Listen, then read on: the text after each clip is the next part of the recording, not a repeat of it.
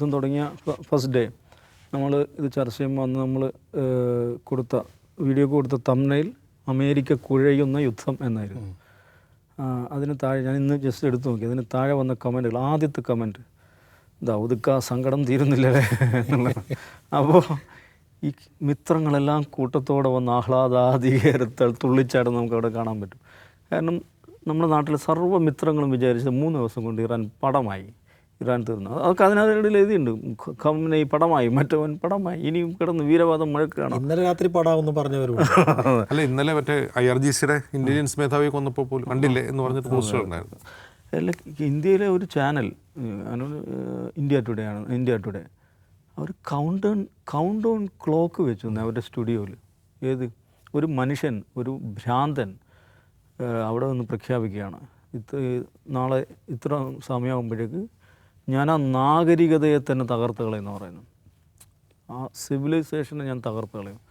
ഒന്നാമത് ഈ പെരും വിഡ്ഢി മനസ്സിലാക്കാത്തൊരു കാര്യം, ലോകത്തൊരു നാഗരികതയും ബോംബിട്ട് തകർക്കാൻ പറ്റില്ല എന്നുള്ളതാണ്. അയാൾ പറയുന്നത് തിരിച്ചു വരാൻ പറ്റാത്ത വിധം ഞാൻ തകർത്ത് കളയും.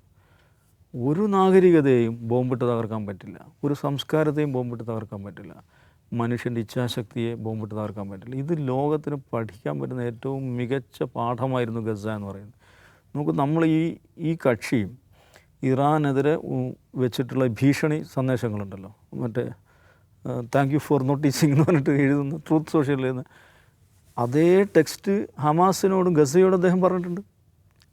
ഓൾമോസ്റ്റ് സമാനമായിട്ടുള്ള വേർഡിങ്സാണ്. നാളെ ബന്ദികളൊക്കെ വിട്ടേക്കണം, അല്ലെങ്കിൽ the whole hell will break out എന്നൊക്കെ പറഞ്ഞിട്ട് എത്ര തവണ എഴുതിയിട്ടുണ്ട്.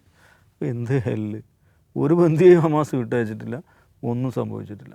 എന്ന് പറഞ്ഞാൽ ആയുധ ശക്തി കൊണ്ട്, മസിൽ പവർ കൊണ്ട്, ടെക്നോളജിക്കൽ സുപ്പീരിയോറിറ്റി കൊണ്ട് രാഷ്ട്രീയത്തെ മാറ്റിമറിക്കാം, ലോകഘടനയെ മാറ്റിമറിക്കാം. ഇതൊക്കെ ചുമ്മാ വിചാരിക്കുകയാണ്. മനുഷ്യരുടെ ഇച്ഛാശക്തി, മനുഷ്യരുടെ വിശ്വാസം, മനുഷ്യരുടെ ആദർശബോധ്യം, ഇതൊക്കെയാണ് ഏറ്റവും പ്രധാനമായി നിൽക്കുന്നത്.